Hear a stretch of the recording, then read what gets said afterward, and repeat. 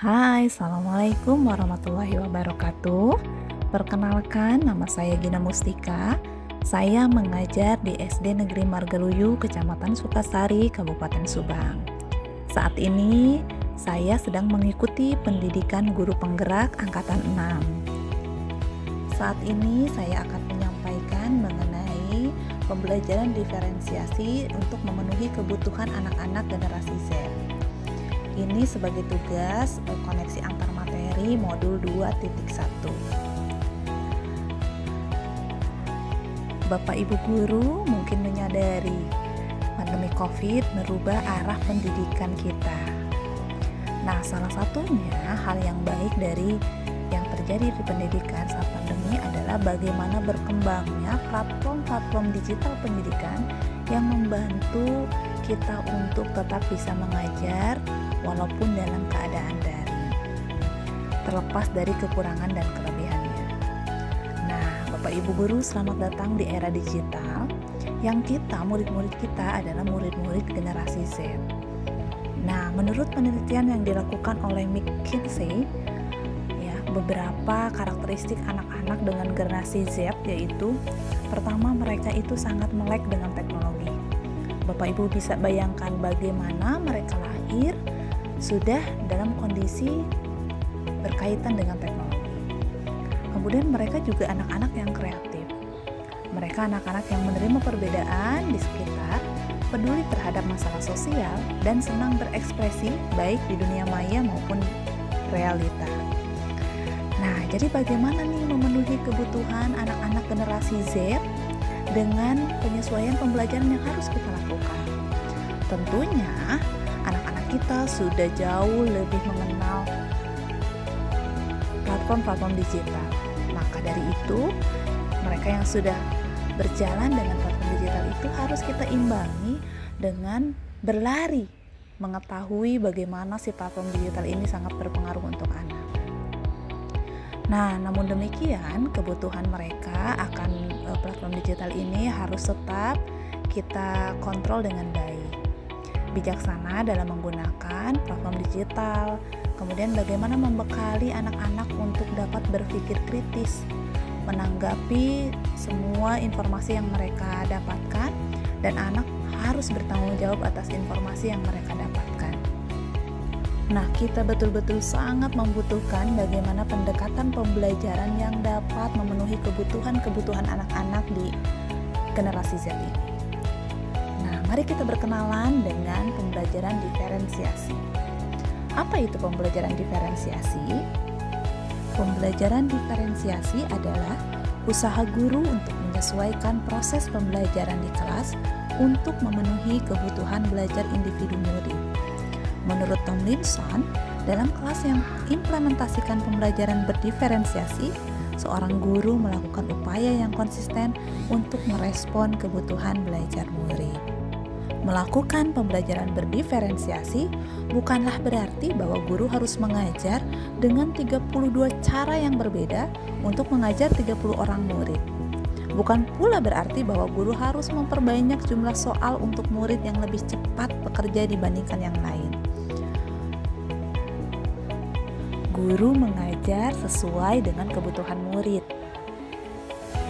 Guru melakukan keputusan-keputusan yang dibuat terkait dengan tujuan pembelajaran yang didefinisikan secara jelas, bagaimana guru menanggapi atau merespon kebutuhan belajar murid, bagaimana menciptakan lingkungan yang mengundang murid untuk belajar, membuat manajemen kelas yang efektif, dan tentunya penilaian berkelanjutan. Karena terkait dengan kebutuhan murid, maka kita akan mengkategorikan kebutuhan murid menjadi 3 aspek. Yang pertama adalah kesiapan belajar. Kemudian yang kedua adalah minat murid. Yang ketiga, profil belajar murid. Tentu saja yang pertama adalah kesiapan murid. Bapak Ibu mungkin sangat tahu bagaimana kesiapan murid Bapak Ibu masing-masing. Nah, Bapak Ibu dapat menggunakan penilaian kesiapan murid dengan observasi atau dengan memetakan potensi dari siswa-siswa kita berdasarkan kategori membaca, kategori pemahaman, atau kategori yang lainnya. Kesiapan murid ini diperlukan untuk menyesuaikan kegiatan pembelajaran berdiferensi kita sesuai dengan kebutuhan murid. Murid yang dia masih membutuhkan bantuan dalam membaca tentunya akan memiliki perbedaan pembelajaran dengan murid yang lebih cepat membaca. Yang kedua, minat. Minat ini merupakan suatu keadaan mental yang menghasilkan respon terarah kepada situasi atau objek tertentu yang menyenangkan dan memberikan kepuasan diri. Nah, kita tentu saja harus mengetahui minat murid-murid kita. Kita dapat mengarahkan pembelajaran kita sesuai dengan minat anak-anak kita. Mungkin anak-anak kita memang sangat gandrung, khususnya generasi Z, terhadap digital. Nah, mungkin kita bisa menggunakan platform digital ini sebagai sebuah media pembelajaran yang sangat diminati oleh siswa. Yang ketiga adalah profil belajar. Nah, profil belajar ini terkait dengan bagaimana cara siswa belajar. Guru bisa melakukan tes gaya belajar misalnya untuk mengetahui profil belajar siswa. Apakah siswa-siswa kita termasuk siswa yang auditori, visual, atau kinestetik? Atau guru juga bisa mengkategorikan berdasarkan multiple intelligence atau bagaimana kerja otak kanan dan otak kiri. Nah, ini sangat penting untuk mengembangkan pembelajaran berdiferensiasi. Bagaimana karakteristik pembelajaran diferensiasi? Yang pertama, pembelajaran diferensiasi adalah bersifat proaktif. Dalam kelas, guru perlu selalu berasumsi bahwa murid yang berbeda memiliki kebutuhan yang berbeda, dan secara proaktif merencanakan pembelajaran yang menyediakan berbagai cara untuk mengekspresikan dan mencapai tujuan pembelajaran. Yang kedua, pembelajaran berdiferensiasi lebih bersifat kualitatif daripada kuantitatif. Kemudian yang ketiga, pembelajaran berdiferensiasi berakar pada penilaian. Yang keempat, pembelajaran berdiferensiasi menggunakan beberapa pendekatan terhadap konten, proses, dan produk. Konten berupa sumber belajar, proses bagaimana murid berupaya memahami ide dan informasi dalam pembelajaran, produk adalah hasil atau bagaimana murid menunjukkan apa yang telah mereka pelajari. Yang kelima, pembelajaran berdiferensiasi berpusat pada murid. Yang keenam, pembelajaran berdiferensiasi merupakan perpaduan dari pembelajaran seluruh kelas, kelompok, dan individual. Yang ketujuh, pembelajaran berdiferensiasi bersifat organik dan dinamis. Di setiap ruang kelas yang berbeda-beda, mengajar adalah sebuah evolusi. Murid dan guru sama-sama menjadi pembelajar. Mungkin itu saja yang saya dapat sampaikan mengenai bagaimana pembelajaran berdiferensiasi untuk memenuhi kebutuhan anak-anak generasi Z. Saya tutup dengan wassalamualaikum warahmatullahi wabarakatuh.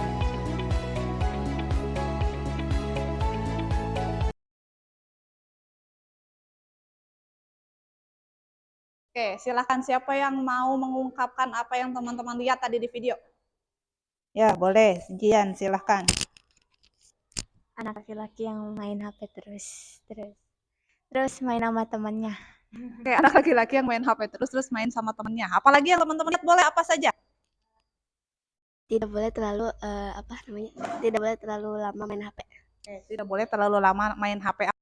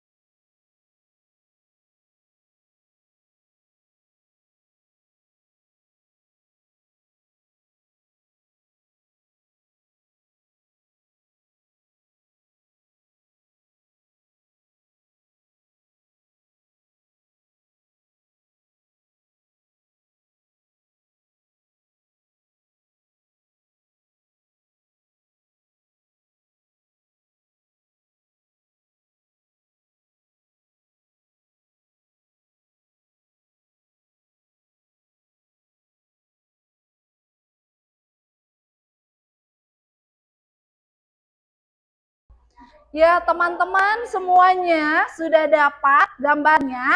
Gambar yang teman-teman lakukan, teman-teman sedang belajar dengan menggunakan media augmented reality. Jadi, dihadirkan gambar 4 dimensi. Coba kelompok Charles Babbage dapat apa? Telepon. Kelompok televisi. Kelompok telepon. Kelompok ini televisi. Nah, teman-teman, sekarang Bu Gina minta teman-teman, nah tadi sudah seperti ini ya kodenya? Sudah. Sekarang Bu Gina minta teman-teman seperti biasa, ayo ajukan pertanyaan yang kritis dan kreatif sesuai dengan gambar pada QR code. Teman-teman ini berarti nanti bertanya tentang telepon, televisi, telepon, televisi. Ada yang mau menyampaikan dulu? Pertanyaan, oh lagi mikir dulu, silakan. Pertanyaan tentang handphone, tentang televisi. Sebentar ya. Ya. Apa saja perubahan handphone dari dulu sampai sekarang? Oke, apa saja perubahan handphone dari dulu sampai sekarang? Keren kelompok ini. Kelompok ini ada yang mau ditanyakan? Kapan terjadinya perubahan dari masa ke masa televisi? Oke, kapan terjadinya perubahan dari masa ke masa televisi? Kelompok ini. Ada yang mau ditanyakan? Gak apa-apa, berarti teman-teman yang belum mengajukan pertanyaan boleh ditulis pertanyaannya di post-it ini. Kita tempelkan di papan tulis ya. Silakan buat pertanyaan Yang tadi boleh. yang menurut teman-teman, ini mau ditanyakan nih.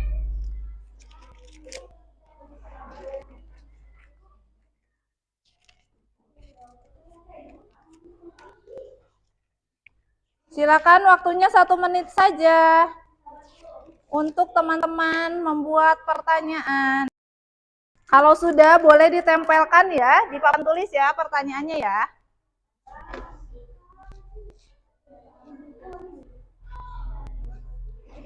Jangan lupa dikasih nama atasnya.